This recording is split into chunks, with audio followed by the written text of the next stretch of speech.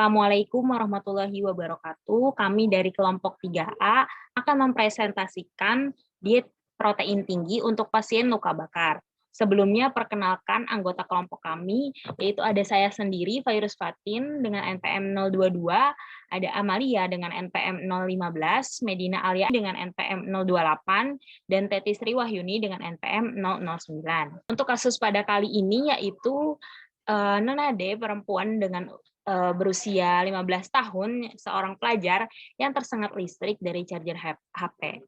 Pakaiannya terbakar. Didiagnosis dokter kombustio 2 38%. Pasien merasa sulit BAB dan sulit menelan dan juga merasakan nyeri. Data antropometri pasien yaitu tinggi badan 157 cm, berat badan 55 kg, dan data biokimianya yaitu kadar hemoglobin 11,2 gram per dl, albumin 2,05 gram per dl, GDS 156 mg per dl, SGOT 64, SGPT 140, tensi 110/78, RR 25 kali per menit, dan suhu 38 derajat Celcius. Untuk pola makan pasien, nasi 3 kali sehari sebanyak 2 centong rice cooker, ikan 3 kali seminggu sebanyak 50 gram, ada daging ayam 3 kali seminggu sebanyak 50 gram, sawi 3 kali sehari sebanyak 100 gram, lauk nabati yang sering dikonsumsi adalah tahu, diambil 1 potong sedang, yaitu kurang lebih 40 gram, dengan frekuensi 2-3 kali seminggu. Sayur yang paling sering dikonsumsi adalah kacang panjang, bayam, labu siam, kol, wortel, dan setiap pengambilan sayur ini kurang lebih 100 gram atau sekitar 1 gelas. Buah yang paling sering dikonsumsi oleh pasien adalah pepaya, semangka, pisang, dan rata-rata ini dikonsumsi 1 potong sedang sebanyak 100 gram dengan frekuensi 3-5 kali seminggu.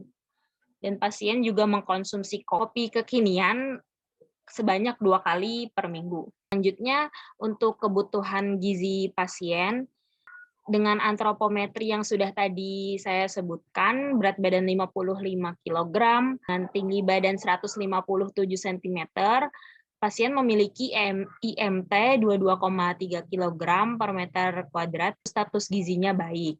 Kebutuhan pasien dengan perhitungan untuk pasien luka bakar membutuhkan energi sebanyak 2.490 kilokalori, karbohidrat sebanyak 317,5 gram, protein sebanyak 149,4 gram, lemak sebanyak 69,2 gram, dan cairan 8.360 mili untuk 24 jam. Selanjutnya akan dilanjutkan oleh rekan saya. Terima kasih, Fatin. Nah, kita masuk ke contoh menu sehari. Ada makan pagi, makan siang, dan makan malam. Nah, di makan pagi ini ada selingan, lalu di makan siang juga ada selingan. Untuk makan pagi ada nasi saring, terus ada tumis cumi, pepes tahu jamur, sayur sop, sama jus apel. Nah, untuk selingan pagi ini, smoothies, sama keker susu. Lalu pada makan siang, ada nasi tim bayam saring, yaitu lalu ada tempe bacem saring, ada ikan kukus suwir, ada sup labu siam saring, sama jus mangga. Nah, untuk selingan siangnya ada puding, biskuit susu, sama bubur singkong. Dan terakhir untuk makan malamnya ada bubur saring, tim tahu sapi cincang, ada tumis sawi cincang, ada susu, sama sari pepaya. Untuk pembagian makan sehari, ada nasi atau penggantinya itu nasi saring. Untuk lauk hewaninya itu ada tumis cumi. Untuk lauk nabati ada pepes tahu. Lalu untuk sayuran ada wortel, buncis, kol, kentang, tomat. Nah, untuk buahnya ada apel. Selingannya itu ada smoothie sama keker susu. Siangnya itu ada penggantinya itu nasi tim bayam saring. Buat lauk hewaninya ada ikan kukus suwir sama telur. Lalu lauk nabatinya ada tempe bacem saring, terus ada sayurannya labu siam. Kalau buahnya itu semangka, selingannya itu puding, biskuit susu, sama bubur singkong. Malamnya itu ada nasi, buat penggantinya itu bubur saring. Lauk hewaninya ada telur, ayam, daging sapi, udang, sama susu. Lauk nabati ada tahu, tumis sawi, cincang. Sayurannya ada sawi putih, kalau buah ada pepaya. Berat sama URT-nya, buat pagi nasi saringnya itu ada 100 gram dengan URT 3/4 gelas.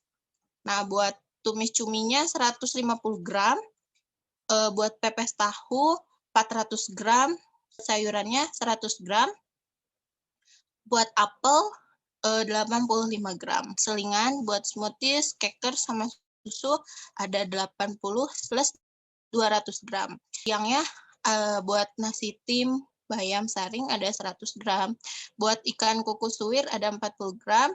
Tempe bacem saring 30 gram. Buat labu siam 80 gram. Semangka 150 gram. Buat puding selingannya itu ada 50, 100 gram, sama 270 gram. Nah, buat selingan malamnya, buat pengganti malamnya ada bubur saring seberat 100 gram, terus telur, ayam, daging sapi, udang susu 350 gram, lauk nabatinya ada 75 gram, sayuran 50 gram, dan buah 110 gram. Akan dilanjutkan oleh rekan saya. Baik, terima kasih, Teti.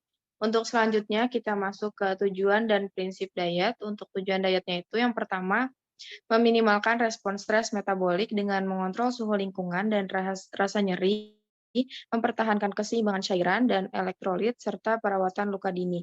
Yang kedua, ada memenuhi kebutuhan gizi pasien dengan asupan energi, protein, dan makronutrien yang cukup, serta mempertahankan berat badan normal. Yang ketiga, ada mencegah stres pada saluran cerna dan memudahkan untuk dapat buang air besar.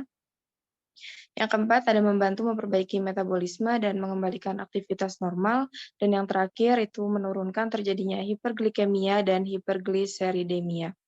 Dan untuk prinsip dietnya, ada 7. Yang pertama, memberikan makanan dalam bentuk cair sedini mungkin, mikronutrien yang cukup, makanan yang mengandung cukup serat, kebutuhan protein tinggi yaitu 25% dari kebutuhan normal, kebutuhan lemak cukup yaitu 15% dari kebutuhan total, karbohidrat sedang yaitu 60% dari kebutuhan total, memberikan asupan vitamin di atas angka kecukupan gizi atau AKG yang dianjurkan untuk membantu mempercepat penyembuhan. Next-nya akan dilanjutkan oleh Amalia. Baik, terima kasih. Selanjutnya yaitu ada makanan yang dianjurkan dan dibatasi dan juga dihindari. Untuk makanan yang dianjurkan yaitu ada semua bahan makanan, sumber energi, dan protein seperti roti, nasi, tim, bubur, tepung-tepungan, gula, biskuit, pasta, sirup, susu, daging, ayam, keju, tempe, tahu, dan juga kacang-kacangan. Kemudian untuk yang dianjurkan terdapat sayur-sayuran dan buah-buahan yang tidak mengandung gas. Untuk yang dikurangi dan dihindari yaitu ada bahan makanan yang digoreng, makanan pedas, makanan yang merangsang pencernaan. Untuk tips sukses menjalankan diet ini yaitu berikan makanan dalam bentuk menarik, berikan dukungan dari orang terdekat, perbanyak konsumsi makanan mengandung protein, hindari makanan siap saji, biasakan aktivitas fisik dan olahraga, makan lebih banyak kacang, 1/4 cangkir kacang mengandung protein sebanyak 3 ons, stik panggang, seiring dengan protein, serat dalam kacang membantu Anda merasa kenyang lebih lama dan juga membantu menurunkan kolesterol LDL. Rendah lemak menambahkan kalsium. Susu, keju, dan yogurt memberikan Anda protein dan kalsium untuk tulang yang kuat dan jantung yang sehat. Produk susu rendah lemak, tanpa lemak atau rendah lemak dapat membantu Anda menurunkan jumlah kalori. Mungkin dari kelompok 3 cukup sekian. Terima kasih.